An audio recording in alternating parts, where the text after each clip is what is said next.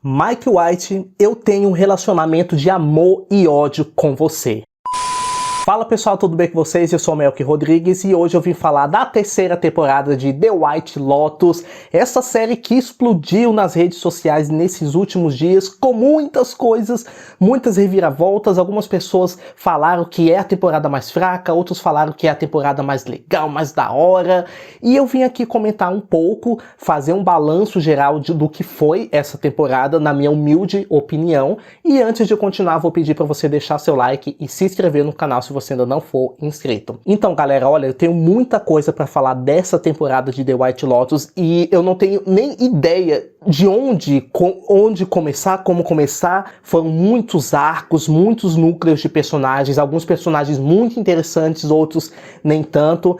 Então, eu vou começar a falar não por ordem cronológica, mas vamos lá. Vamos começar a falar da família Ratcliffe. Eu acho que é assim que se pronuncia, mas enfim, vamos lá. A família perturbada, né? A família doida, a família que meio disfuncional, meio não, totalmente disfuncional na verdade. Eles foram o núcleo assim mais intrigante assim da série, principalmente por conta do que aconteceu, que eu não vou falar a palavra, mas isso vocês vão entender, principalmente por conta do suposto incenso, né? Vamos falar assim para eu não ter problema aqui. Principalmente por conta do famoso incenso, a série começou a explodir nas redes sociais, então a geração de TikTok, essa galera, começou a assistir a série por conta dessas polêmicas. Quem só viu essas cenas, né, do suposto incenso e tal, pensou que a série só tratava sobre aquilo, né? Ou que não sabiam que a série era antológica, que as duas primeiras temporadas são outras histórias, outros lugares, outros atores. E a família Ratcliffe, eu não vou conseguir pronunciar o nome dessa família até o final desse vídeo. E essa família abençoada, né? Eles têm vários problemas, várias questões. Eu preciso ressaltar Parker Posey, que interpreta a Vitória, porque ela está simplesmente maravilhosa nessa série, maravilhosa. Gente, que personagem, que texto muito bem construído. Cara, e ela rendeu a internet, né? Ela rendeu a internet. Ela é uma das melhores personagens, não tem pra onde correr. O Timothy, o marido da Vitória, descobriu que ficou pobre. Gente, imagina, uma família que tinha tudo, do bom e do melhor, riquezas, joias e o diabo a quatro, de repente descobriu que está pobre. Imagina o perigo. Imagina como é que a cabeça desse homem não deve estar. O que aconteceu? Ele descobre que existem umas frutas típicas ali que elas são venenosas, as sementes delas são venenosas. Então ele fala ali com a anfitriã, são essas daqui que são venenosas? Ela fala, mas toma cuidado, ó, eu não comeria, não tomaria elas, então vamos tomar cuidado. Então o Saxon, que é o filho gostoso, ele sempre foi muito maromba, então ele tinha mania de ficar fazendo shake, bater um shake ali no liquidificador. E o Timothy pegou essas frutas, amassou, tirou todas as sementes, extraiu todas as sementes e bateu as sementes com o shake ali no liquidificador e fez um copo para cada um. Ou seja, ele queria matar ele e a família inteira, porque ele não iria suportar viver sendo pobre. Só que o mais interessante é que antes ele perguntou ali pro Lachlan, tipo assim, uma pergunta aleatória, tipo, Lachlan, você conseguiria viver sem dinheiro? E ele falou que sim, eu conseguiria viver de boa. Então ele pensou, cara, o Lachlan não merece isso, ele não merece essa vida, então eu vou poupá-lo e vou levar todo mundo para debaixo da terra. Vai eu, vai minha esposa, vai meus outros 2 filhos, vai todo mundo para debaixo da terra. E foi isso que ele fez. Fez ali o shake, bateu o shake ali para todo mundo e foi distribuir para eles. Aí quando o Lachlan ia pegar, ele falou, não, você vai tomar uma coquinha aí, relaxa, tá, vai pegar sua coca. Ele, nossa, mas por que eu nunca posso tomar? Não, Lachlan, você não pode, vai tomar sua Coca-Cola. E beleza, gente, quando eles começam a tomar aquilo, eu fiquei numa apreensão tão grande, eu achava que iria ter um surto coletivo ali, ia todo mundo começar a se esturricar ali no chão, que nem na minissérie lá da Missa da Meia-Noite da Netflix, que todo mundo toma veneno de rato e se esturrica ali na igreja. Gente, tava jurando que acontecia uma cena como essa. Graças a Deus que o Timothy, os pensamentos intrusivos dele nessa hora serviram de alguma coisa, porque ele fez todo mundo largar aquilo. Não, isso aqui tá estragado, tá vencido, alguma coisa assim, nem lembro direito o que ele falou. E em pediu que a família inteira morresse. Mas o Timothy, o abençoado do Timothy, ao invés de lavar o liquidificador, não, ele deixou ali na pia de qualquer jeito, entendeu? E o Lachlan chegou lá, viu, olhou que ainda tinha um restinho ali no liquidificador, perguntou se tinha alguém em casa, não tinha ninguém, falou, opa, isso aqui tá interessante, vamos fazer um shake aqui, ninguém vai saber mesmo, né? Vou fazer aqui rapidinho. E ele fez. Ele fez o shake no liquidificador. Nessa hora, eu gritei pra tela do computador, menino, sai daí! E ele fez aquele shake e tomou. Gente, e ele tomou com tanto gosto, eu falei, mano, pelo amor de Deus, não tô acreditando nisso que tá acontecendo. E ele foi pra piscina e ele começou a sentir uma tontura doida, a família chegou e estavam chamando por ele, Lachlan, a gente tá indo ali e tal, acho que na praia, alguma coisa assim, tamo indo ali, você não vem com a gente? E o Lachlan começou a agonizar ali na piscina. O Timothy chegou a tempo, viu ele naquela situação, mas ele viu o liquidificador ali sujo e ele sacou que o Lachlan tinha feito o shake no liquidificador e o idiota não tinha lavado ainda. Cara, eu fiquei muito aflito porque eu falei, gente, eu não queria que o Lachlan morresse. Se alguém fosse morrer, que fosse ou ele mesmo, o Timothy, ou até mesmo o Saxon. Mas eu também não queria que o Saxon morresse. Mas quem não podia morrer dessa família era a Vitória, porque a Vitória era maioral. Mas graças a Deus, gente, graças a Deus, o nosso Twink, eu vou falar assim porque ele realmente é um gostosinho. O nosso Twink sobreviveu, certo? E a família Ratcliffe sobreviveu, porém ficaram todos pobres. E vamos finalizar aqui o arco da família e vamos falar de um outro arco muito importante, talvez o favorito dos fãs, das nossas 3 amigas, nossas irmãs Vandergirl. Entenderam a referência, né? Nossas 3 peruas amigas que no começo ninguém estava dando nada por ela, todo mundo achando que elas iam ser as tóxicas da série, as tóxicas da temporada, e na verdade foram as maiorais. Principalmente Laurie. Gente, Laurie...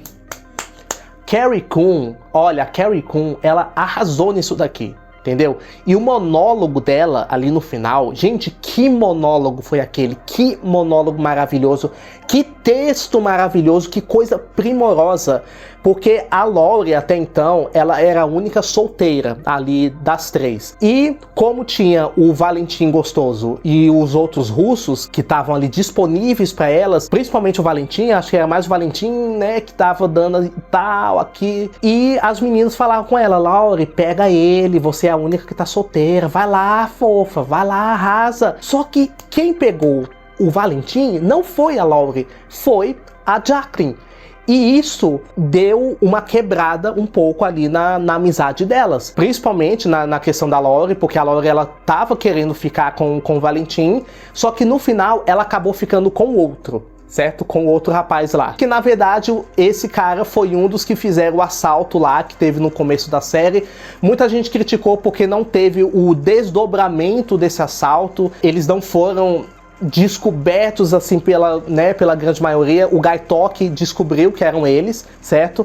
Mas muita gente reclamou desse fato de que não teve assim um desfecho, mas cara, sinceramente não me incomodou tanto. Na minha opinião, não me incomodou. A questão da Laurie, depois que ela ficou com esse outro cara, e esse outro cara na verdade queria dinheiro dela, queria 10 mil dólares porque a minha mãe está muito doente e não sei o que, ela percebeu, naquele momento ela percebeu, cara, eu estou largando uma amizade de anos com as minhas amigas por causa de um macho, entendeu?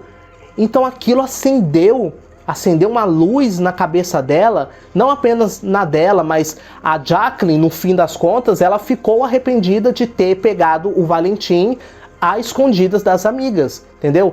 Então ela e a Kate, as 3, elas tiveram um momento assim muito único até o final dessa temporada, e a gente percebe que mesmo com suas falhas, mesmo com seus impulsos, elas eram melhores amigas desde o começo, e foi assim que elas encerraram. Gente, elas sem dúvidas foram as melhores personagens dessa temporada, principalmente a Laurie. Carrie Coon vai levar o Emmy esse ano sim, em nome do Senhor. E agora vamos falar da maioral, né, gente? A maioral, né, a Chelsea, ícone injustiçada, rainha, diva contemporânea dessa temporada.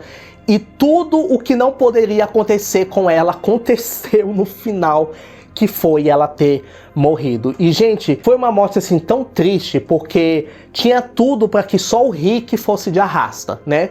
E eu acho engraçado que a Chelsea, mesmo com as patifarias que a mulher do Greg tava fazendo com os irmãos, né? Mesmo com toda essa patifaria, ela se recusou. A Chelsea falou, não, eu sou fiel ao meu Rick, eu não vou fazer esse tipo de coisa com ele. E ela tinha o porquê, ela tinha motivos. Acredito que até o Rick em algum momento pensou que ela de fato colocava chifre nele. E a Chelsea poderia ter ficado com qualquer homem ali naquele hotel, naquele resort. Ela não ficou. Ela escolheu esperar ele. Gente, que coisa linda, mano. E quando o Rick voltou, quando ele resolveu as contas, entre aspas, ali com o velho, foi um momento assim tão bonito. Uma cena tão bonita na hora que ela vai e abraça ele. E nessa hora o Saxon tá ali por perto. O Saxon, ele dá aquele olhar tipo de, cara, mais uma vez eu fiquei sozinho. Porque o Saxon, desde o começo da temporada, ficava dando em cima dela. Então, o que aconteceu? O velho, né, por qual o Rick cismou que foi ele que matou o pai dele, estava ali. Já tinha ameaçado ele antes e esse velho estava armado. Então teve um momento que o Rick explodiu, que o Rick não estava aguentando mais, que ele tinha que dar um jeito, pôr um fim nisso, porque ele queria se vingar do pai dele. Então ele chegou lá perto, puxou o paletó do velho, pegou a arma dele e deu um tiro no velho. Aí a mulher dele, a tailandesa lá, que eu esqueci o nome dela, ela tem um nome muito complicado, enfim, falou, o que você fez? Por que você fez isso? Aí ele fala, porque ele matou meu pai. E ela, você é louco? Ele que é o seu pai. Ele me contou isso, ele que é seu pai. Aí pronto, explodiu a cabeça do Rick. Explodiu a cabeça do Rick. Aí nesse momento, o Gaitoque e juntamente com os outros bandidos lá, chegaram e começou o tiroteio pra cima, pra baixo, isso e aquilo. E nesse tiroteio, a nossa favor Chelsea acabou sendo atingida. E o Rick ficou desesperado, o Rick ficou desolado. Gente, tá começando a chover aqui. Começou a chover aqui, então eu tô falando um pouco mais alto, porque eu não sei se vai sair a minha voz em meio a essa chuva, em meio a esse temporal, beleza? Então, isso que aconteceu. A Chelsea levou o tiro, a Chelsea estava agonizando, o Rick pegou ela. E quando o Rick pegou ela ali no colo, a mulher, a tailandesa lá, falou pro Gaitoque atirar. Olha, foi ele que matou meu esposo. Atira nele, vai, atira nele.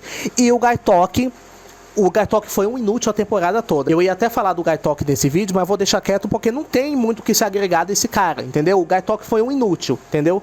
O Gaitoque e a outra lá, a Monk, já até esqueci o nome da diva entre aspas, né? Porque ela não fez absolutamente nada nessa temporada. E a única coisa útil que o Gaitoque fez, útil entre aspas, né? Porque matou o cara, foi isso. Foi ter atirado no Rick. Ele atirou no Rick e ele, juntamente com a Chelsea, morreram ali no lago. Só que, gente, eu detesto admitir que foi uma morte bonita. Foi uma cena muito linda. Porque a Chelsea queria ficar com o Rick até o final. E o Rick certamente queria ficar com a Chelsea até o final. E eles ficaram.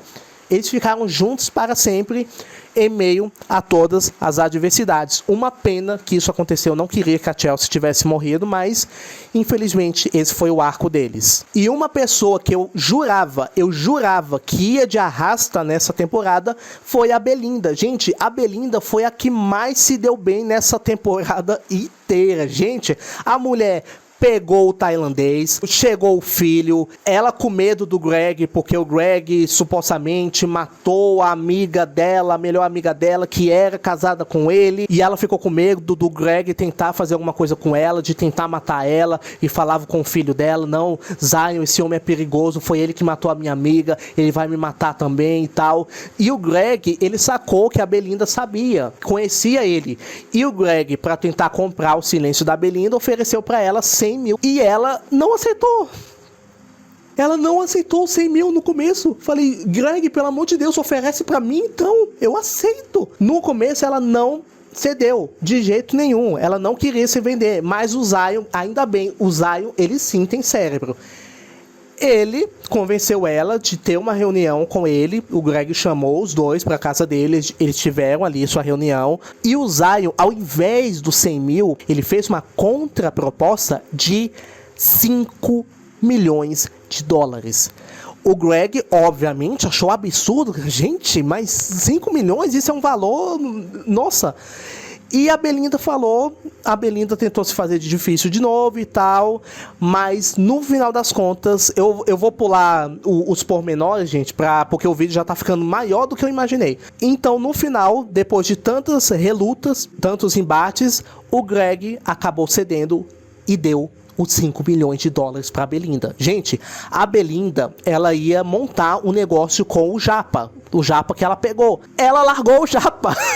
Ela simplesmente largou o Japa, mano. Ela largou, tipo, olha, eu agora tô indo, né? Tô voltando, é uma nova vida. Eu vou com meu filho voltar lá pra não sei aonde. Então, beijinho, beijinho, tchau, tchau. Claro, gente, ela tava milionária. O que ela queria fazer com um macho pobre? Nem eu, cara. Eu acho que se eu já tivesse tudo, eu não estaria aqui. Bom, eu acho que dá pra ouvir minha voz, ainda tá chovendo um pouquinho, mas vamos lá. Bom, gente, então assim, é basicamente isso, galera. Eu acho que eu não falei tudo, exatamente tudo que eu queria falar, porque se eu fosse falar tudo que eu queria falar dessa temporada, como eu falei, esse vídeo ia dar 40 minutos. Mas eu acredito que eu consegui resumir bem. E agora, um balanço geral. A temporada foi boa ou não? Na minha humilde opinião, a temporada foi boa, sim. Beleza? Não foi tão dinâmica quanto as temporadas anteriores, acho que principalmente a segunda, acho que a segunda foi um pouco mais dinâmica, porque o pessoal reclama muito da ação. Essa temporada eu achei que teve muita ação dramática, certo? Então assim, não foi tão dinâmica quanto a segunda temporada, mas ainda assim foi um deleite assistir, entendeu? Foi uma temporada muito boa sim, vou defender ela até a morte, e beleza, você não gostou dessa temporada? Tá tudo bem, beleza? Tá tudo bem. O Mike White, ele tá construindo ali um universo totalmente novo. E vamos ver aí o que vai acontecer nessa quarta temporada. Onde que ele vai adaptar a quarta temporada. Estou muito ansioso para saber. E eu espero que não demore muito, porque, gente, essa foi a temporada que eu mais fiquei engajado ali nas redes sociais. Foi uma das séries, assim, com exceção de Casa de Davi, nesse ano de 2025 foi uma das séries que mais me deixou empolgado, assim, pra chegar domingo e ver o próximo episódio e tal. Então é isso, galera. Espero que vocês tenham gostado desse vídeo. Não esqueça de deixar seu like, de se inscrever no canal se você ainda não for inscrito, ativar o sininho das notificações, porque assim, sempre que sair um vídeo novo aqui, você vai ser notificado. Beleza? Beijão! E até a próxima.